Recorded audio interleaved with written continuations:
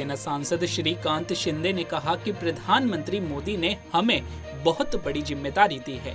हम उस जिम्मेदारी को निभाते हुए अलग अलग देशों में शांति का पैगाम और आतंकवाद के प्रति शून्य सहनशीलता का संदेश लेकर जा रहे हैं। हम चाहते हैं कि आप इस काम में हमारा साथ दें।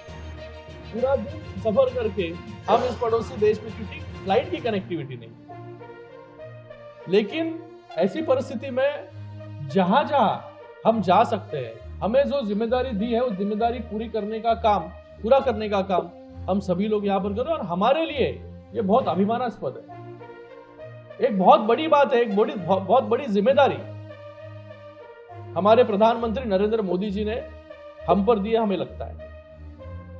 तो वो जिम्मेदारी को निभाते हुए हम अलग अलग देशों में ये शांति का पैगाम लेकर जा रहे हैं, जीरो टॉलरेंस अगेंस्ट टेररिज्म का संदेश लेकर जा रहे हैं। और इस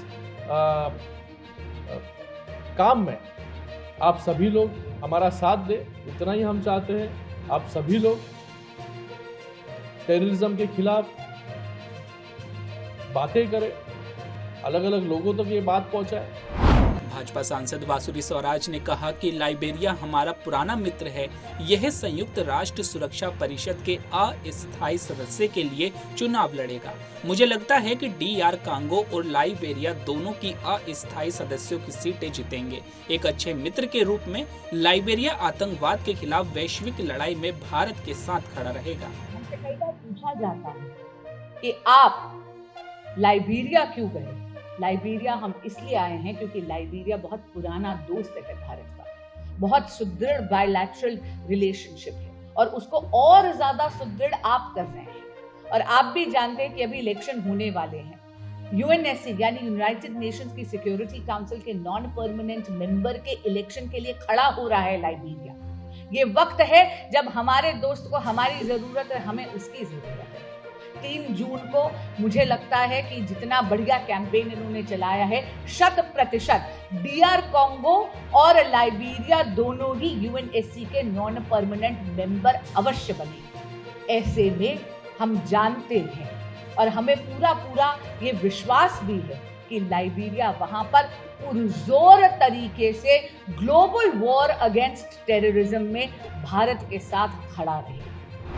अल्जीरियाई संसद में विदेश मामले सहयोग और राष्ट्रीय समुदाय समिति के अध्यक्ष मोहम्मद खौने ने भाजपा सांसद वैजयंत पांडा के नेतृत्व में सर्वदलीय प्रतिनिधिमंडल के सम्मान में रात्रि भोज का आयोजन किया।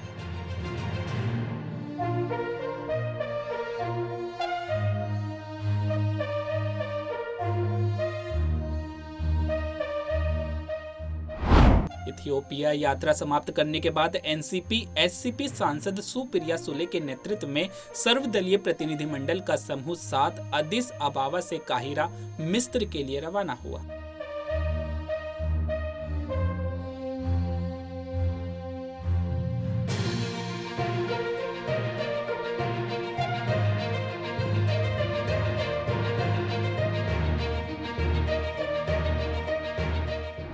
केंद्रीय मंत्री धर्मेंद्र प्रधान शीतल षष्ठी यात्रा में शामिल हुए।